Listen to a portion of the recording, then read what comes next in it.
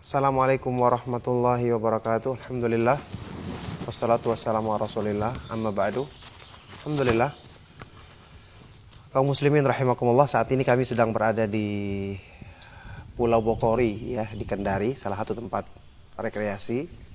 Alhamdulillah dengan beberapa ikhwah teman-teman yang datang berkunjung ke tempat ini. Kemudian saya saat ini sedang bersama 3 istri ana ya, yang satu tidak bisa hadir karena sakit. Ada beberapa permintaan dari ikhwah yang ingin menanyakan tentang seputar tanggapan dari istri-istri ana sendiri tentang masalah poligami yang kami jalankan, yang tentu banyak kekurangannya ya, karena iman kami juga tidak seperti imannya para sahabat radhiyallahu taala anhum ajma'in. Cuman karena ada permintaan untuk bisa mengambil manfaat atau faedah dari penjelasan mereka, maka dengan memohon pertolongan kepada Allah Subhanahu wa taala, semoga ini bermanfaat, maka saya mengizinkan untuk ini diliput ya, untuk dijadikan pelajaran atau diambil manfaatnya bagi yang membutuhkannya insyaallah. Maka saya persilakan untuk ditanyakan. Fadhal.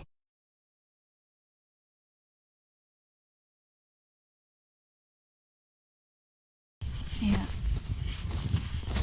Pertama ya, yang paling pertama yang ada di hati itu adalah keinginan untuk terima syariat Allah, itu saja.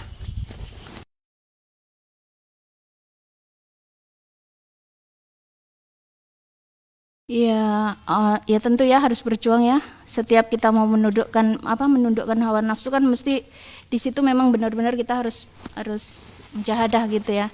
Jadi awalnya memang berat, bukan cuma berat, mungkin setiap istri pertama mungkin mayoritasnya akan merasakan itu gitu ya, berat. Sebagaimana dulu Aisyah saja ketika melihat Rasulullah membawa istrinya yang baru, kan begitulah insya Allah kira-kira rasanya gitu. Akan tapi ya alhamdulillah. Terus dengan selain saya berjuang, tentu yang paling utama adalah berdoa ya. Karena saya sadar bahwa yang menguasai, yang membolak-balik hati saya itu adalah Allah. Maka saya terus memohon kepada Allah agar memberikan taufik kepada kami untuk bisa menjalani semua ini, diberi kemudahan, kemudian diberi taufik dan diberi kebahagiaan. Karena saya yakin bahwa kalau kita mengikuti sunnah pasti kita akan bahagia. Itu saja waktu itu.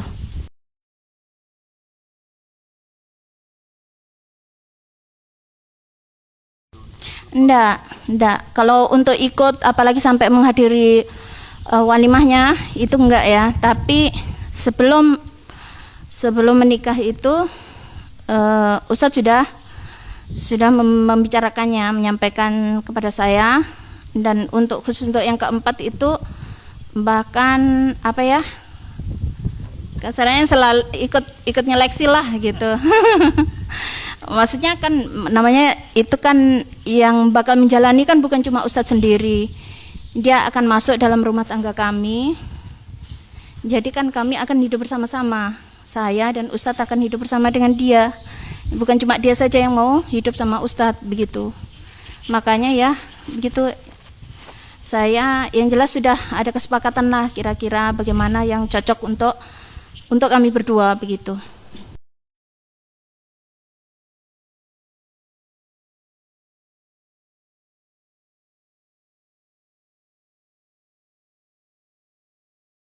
Saya rasa perasaan seperti itu wajar ya, apalagi itu dengan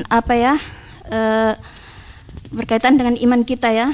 Ketika iman kita meningkat, tentu perasaan itu akan semakin menipis, bahkan mungkin akan hilang gitu ya.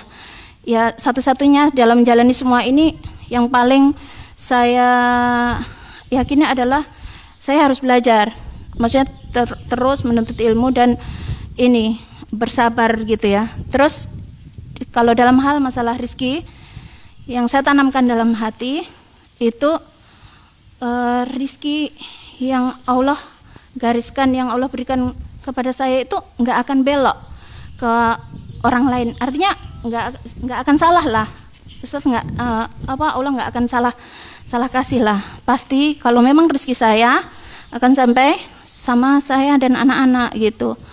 Lagi pula kan insya Allah, dan masing-masing madu saya kan juga memiliki rezeki sendiri.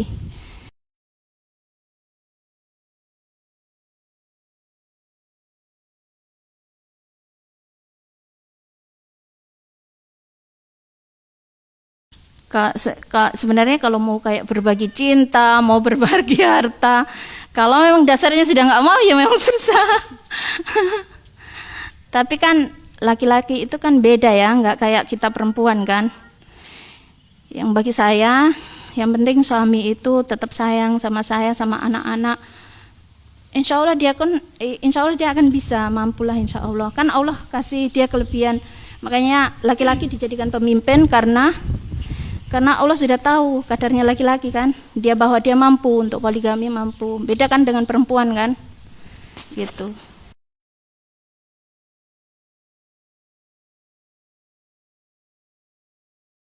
Kalau dari saya nggak perlu minta izin karena alhamdulillah orang tua saya paham dan orang tua saya ngaji sama Ustadz Abdullah Taslim. Ya, jadi langsung diterima aja, malah orang tua yang nanya ke saya mau apa enggak gitu.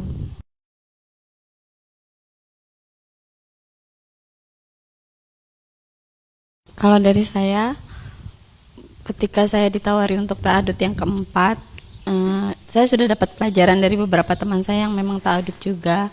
Mereka merasa baik-baik saja, jadi sama seperti rumah tangga biasa ya, kayak monogami juga, tapi di situ mereka lebih memiliki keluarga besar.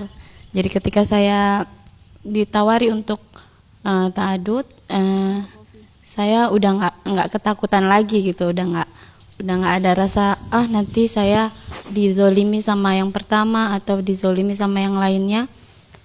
Makanya saya ketika mau masuk kehidupan poligami ini, saya berdoa mudah-mudahan kita bisa jalan sama-sama, bisa hidup sama-sama, seperti itu aja. Ya alhamdulillah sekarang saya dapat yang seperti ini.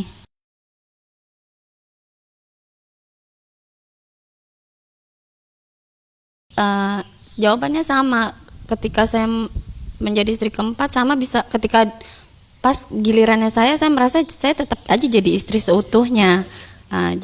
Namun ketika kita sama-sama, itu yang kita harus bisa jaga masing-masing perasaan. Jadi kita ketika ngumpul itu sama seperti keluarga besar, nggak mesti ini harus istri pertama, istri kedua, tapi kita sama-sama menjadi istri yang mempunyai status suami. Begitupun ditanamkan juga sama anak-anak.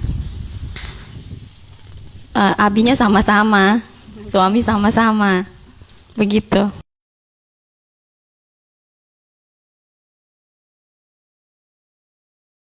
Perasaannya biasa aja sih ya dari tadi. Cuman karena emang istri pertamanya tuh welcome ke kita gitu, jadi kita nggak merasa akan dikuasai, akan ditekan, akan di apa gitu. Enggak, jadi gimana ya, kayak teman, kayak biasa, kayak kakak gitu. Ya memang sih kalau poligami dari istri juga maksudnya berperan, sangat berperan dalam poligami itu ya. Kalau istri pertamanya cetus terus kerjanya sini-sini saja sama kita, ya kita juga takut kali ya ketemu sama istri pertama. Cuman karena ini alhamdulillah Allah, maksudnya istri pertama yang saya dapat alhamdulillah masya Allah sangat keibuan dan sangat baik menurut saya. Jadi saya santai-santai aja dari acara ta'arufnya, dari acara nazornya, karena pas nazor saya sudah tanya istri pertama mau apa enggak, ya katanya istri pertamanya mau, ya udah lanjutlah sampai sekarang, sampai jadi keempat.